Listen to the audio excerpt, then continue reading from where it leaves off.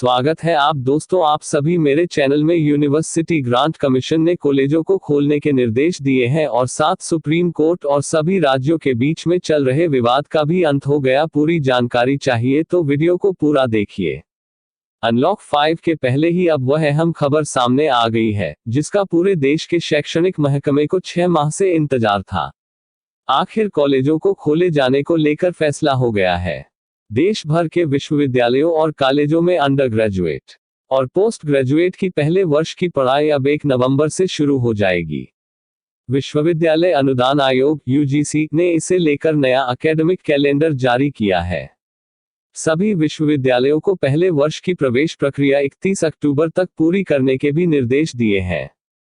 पहले वर्ष में प्रवेश लेने वाले छात्रों की पहली परीक्षा मार्च 2021 में दूसरे हफ्ते में होगी। इस बीच नई गाइडलाइन में यूजीसी ने सभी विश्वविद्यालयों से 18 नवंबर 2020 तक हर हाल में रिजल्ट घोषित करने को कहा है, ताकि समय से पढ़ाई शुरू हो सके। हालांकि ज्यादातर कॉलेजेस, यूनिवर्सिटी अक्टूबर में ही रिजल्ट जारी करने की तैयारी में है। यूजीसी ने इसके साथ ही सभी विश्वविद्यालयों से शैक्षणिक सत्र 2020 से 21 और 2021 से 22 में हफ्ते में 6 दिन पढ़ाने का सुझाव दिया है। इस दौरान कम से कम छुट्टियां करने के भी निर्देश दिए हैं। वहीं यदि कोई छात्र 30 नवंबर तक अपना प्रवेश रद्द कराकर रिफंड लेना चाहता है तो उसे बगैर कोई राशि काटे पूरी फीस लौटाई जाए। यदि कुछ राशि काटनी जरूरी हो तो वह भी अधिकतम 1000 से अधिक नहीं होनी चाहिए। यूजीसी ने इसके साथ ही अपने दिशा निर्देशों में सभी कॉलेजेस, यूनिवर्सिटी और कॉलेजों के लिए गृह मंत्रालय और स्वास्थ्य मंत्रालय की ओर से जारी एडवाइजरी और प्रोटोकॉल का पालन करना जरूरी बताया है। साथ ही सभी विवि और कॉलेजों से ऑनलाइन पढ़ाई से जुड़े इंफ्रास्ट्रक्चर को तैयार करने पर भी जोर दिया है, ताकि कॉलेजेस, यूनिवर्सिटी पढ़ाई से जुड़ी गतिविधियों को आगे भी जारी रखा जा सके। कोरोना संक्रमण के चलते मार्च से ही बंद पड़े विश्वविद्यालयों में शैक्षणिक गतिविधियां शुरू करने को लेकर यूजीसी ने प्रोफेसर आर.सी. कुहाड की अगुवाई में एक उच्च स्तरीय कमेटी गठित की थी, जिसकी सिफारिश के बाद यह फैसला लिया गया है। यूजीसी ने इससे पहले इसी कमेटी के सुझावों के आधार पर अंतिम वर्ष की परीक्षाओं को लेकर भी निर्देश जारी किए थे, जिसमें सभी विश्वविद्यालयों को 30 सितंबर तक अंतिम वर्ष की परीक्षाएं कराना अनिवार्य था। हालांकि इसे लेकर कई राज्यों के साथ खूब विवाद हुआ। बाद में सुप्रीम कोर्ट के आदेश के बाद मामला सुलझा, जिसमें सुप्रीम कोर्ट ने सभी विश्वविद्यालयों के लिए अंतिम वर्ष की परीक्षाओं को जरूरी बताया था। साथ ही कहा था कि इसके बगैर किसी को भी प्रमोट नहीं किया जा सकता है। सबसे बड़ा सवाल यही है, क्या छात्रों के लिए नियमित क्लास लगेगी कोरोना के रहते? ये सवाल सभी के लिए है। देश के 50 करोड़ संगठित और असंगठित क्षेत्र के मजदूरों और कामकाजी लोगों के लिए केंद्र सरकार, सेंट्रल गवर्नमेंट ने बड़ा फैसला लिया है। मोदी सरकार ने 44 श्रम कानूनों में बड़ा बदलाव करते हुए सिर्फ 4 श्रम कोड बनाए हैं। इसके साथ ही सरकार ने 12 कानूनों को रद्द करते हुए पुराने 44 में से 3 कानूनों को नए श्रम कोड में शामिल किया है। यानी 29 की बजाय अब सिर्फ 4 श्रम कानून लागू होंगे। वेतन सुरक्षा वेज कोड नए बने हैं। व्यावसायिक सुरक्षा और स्वास्थ्य कोड ऑश कोड, औद्योगिक संबंध कोड इंडस्ट्रियल रिलेशंस कोड, सामाजिक सुरक्षा पर code on social security, wage code नए बने हैं। 1. राष्ट्रीय स्तर पर न्यूनतम वेतन तय किया जाएगा। 2. राष्ट्रीय फ्लोर लेवल वेतन मिलेगा। 3. भारत सरकार एक परिषद का गठन करेगी जो प्रतिवर्ष न्यूनतम सैलरी का आकलन करेगी। 4. वेतन का निर्धारण भौगोलिक स्थिति और स्किल के आधार पर होगा। 5. 15,000 रुपये न्यूनतम वेतन फिक्स करने की संभावना, इस पर अंतिम फैसला कमेटी करेगी। सूत्र 6. कंपनियों को वेतन समय पर देना होगा। महीने की 7 से 10 तारीख तक कर्मचारी को वेतन हर हाल में देना होगा। 7. पुरुष और महिला को समान वेतन मिलेगा। ऑश कोड नए बने हैं। 1. काम करने के लिए सुरक्षित वातावरण।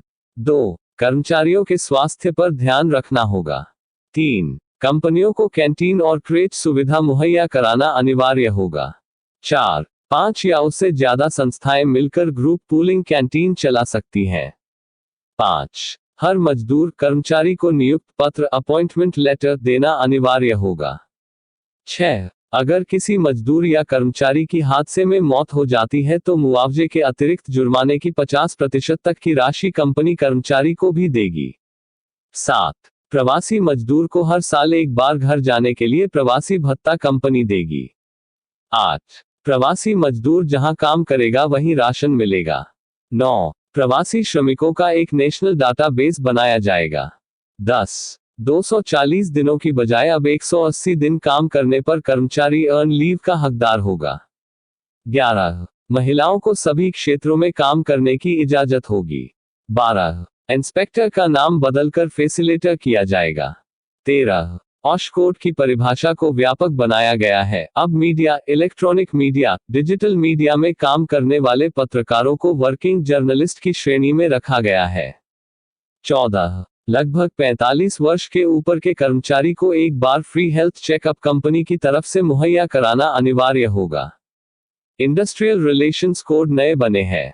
1. ट्रेड यूनियन को केंद्र, राज्य एवं संस्थान स्तर पर कानूनी मान्यता मिलेगी। 2. शिकायत निवारण कमेटी में सदस्यों की संख्या 6 से बढ़ाकर 10 की जाएगी। 5 सदस्य ट्रेड यूनियन और 5 सदस्य संस्थान के होंगे। 3. वर्कर की परिभाषा वेतन के आधार पर तय की जाएगी। 18,000 रुपये तक वेतन पाने वाले कर्मचारी वर्कर की श्रेणी में आएंगे। 4. लेबर ट्रिब्यूनल में अब तक सिर्फ एक जज होते हैं। अब एक और प्रशासनिक सदस्य बनाया जाएगा ताकि समस्याओं का समाधान जल्द हो सके। 5. फिक्स टर्म एम्प्लॉयमेंट को मान्यता। अब श्रमिकों को ठेका मजदूरी के स्थान पर फिक्स टर्म एम्प्लॉयमेंट का विकल्प मिलेगा, यानी अब उन्हें रेगुलर एम्प्लॉय के समान काम के घंटे, वेतन व सामाजिक सुरक्षा मिलेगी। 6. अगर किसी कर्मचारी को कंपनी से कोई विवाद है तो अब वो 3 साल की बजाय सिर्फ 2 साल की समय सीमा के अंदर की शिकायत दर्ज करा सकता है। 7. घरेलू वर्कर को औद्योगिक वर्कर की श्रेणी से बाहर रखा गया है। 8. अगर किसी कंपनी ने कर्मचारी को नौकरी से निकाल दिया तो उसे रेस्किलिंग फंड देना होगा। रेस्किलिंग फंड कर्मचारी का 15 दिन का वेतन होगा और कंपनी इस फंड को 45 दिन के अंदर कर्मचारी को हर हाल में देगी। 9. ट्रेड यूनियन को हड़ताल से 14 दिन पहले नोटिस देना होगा। 10. 300 कर्मचारी वाली कंपनियां बिना सरकारी अप्रूवल के बंद हो सकती हैं। पहले यह नियम सिर्फ 100 कर्मचारी वाली कंपनियों पर ही लागू था। सोशल सिक्योरिटी कोड नए बने हैं। 1. ESIC का विस्तार किया जाएगा। 2. देश के 740 जिलों में ESIC की सुविधा होगी। अभी ये सुविधा फिलहाल 566 जिलों में ही है।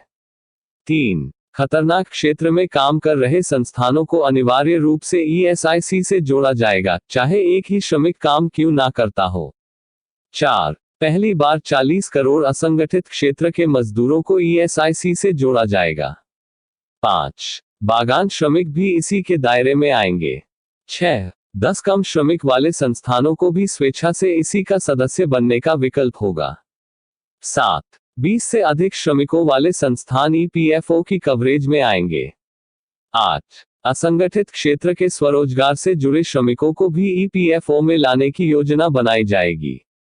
9. कॉन्ट्रैक्ट पर काम करने वाला कर्मचारी को भी ग्रेच्युटी का लाभ मिलेगा, इसके लिए न्यूनतम कार्यकाल की बाध्यता नहीं होगी। 10. असंगठित क्षेत्र के श्रमिकों का राष्ट्रीय डाटाबेस बनाया जाएगा, जहां पर सेल्फ रजिस्ट्रेशन करना होगा। 11. जिस भी कंपनी में 20 से अधिक श्रमिक काम कर रहे हैं, उस संस्थान को रिक्त पदों की जानकारी ऑनलाइन पोर्टल पर देनी अनिवार्य होगी।